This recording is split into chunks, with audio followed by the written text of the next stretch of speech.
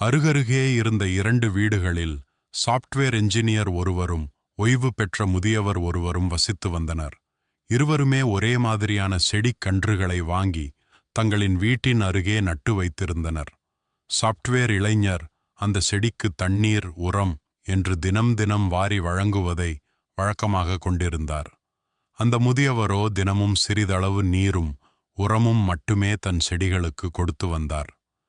இளைஞரின் செடிகள் செழிப்பாக பசுமையாக வளர்ந்து வந்தன. முதியவரின் செடிகள் சாதாரண தோற்றத்துடன் ஆனால் நல்லவிதமாக வளர்ந்து வந்தன. ஒரு நாள் இரவு அங்கே பயங்கர காற்றுடன் மழை பொழிந்தது. மறுநாள் காலையில் இருவருமே தங்களின் செடிகளின் நிலையை பார்க்க வந்தனர். ஆச்சரியப்படும் விதமாக இளைஞரின் செடிகள் மண்ணிலிருந்து பிடுங்கப்பட்டு கிடந்தன. ஆனால் முதியவரின் செடிகள் எந்த சேதமும் இல்லாமல் இருந்தன. அந்த இளைஞருக்கு ஒன்றும் புரியவில்லை. முதியவரிடம், நான் விழுந்து விழுந்து கவனித்த செடிகள் இப்படி ஆகியிருக்கு, நீங்க ஏனோதானோன்னு கவனித்த செடிகள் நல்லா இருக்கே என்று அங்கலாய்த்தான். முதியவர், தம்பி, நீ உன்னோட செடிகளுக்கு நிறைய செய்த, தேவைக்கு அதிகமாவே செய்த, அதனால் அந்த செடிங்க எதையும் தேடி அலைய வேண்டிய அவசியம் இல்லாமல் போச்சு.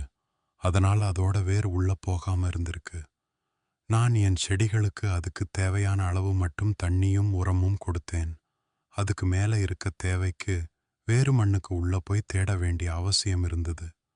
உன்னோட செடிகளோட வேறு எல்லாம் மேலோட்டமா இருந்ததால மழையையும் காத்தையும் தாக்கு பிடிச்சு நிற்க முடியாம விழுந்துருச்சு. என் செடிகளோட வேர் எல்லாம் பூமியில நல்லா பதிஞ்சிருந்ததால இயற்கையோட சீற்றத்தையும் தாங்கி நிற்க முடிஞ்சது என்றார்.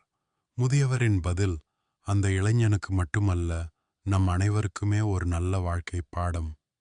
அவர் சொன்ன கருத்து அந்த செடிகளுக்கு மட்டுமல்ல, நம் குழந்தைகளை நாம் வளர்க்கும் முறைக்கும் கூட பொருந்தும்.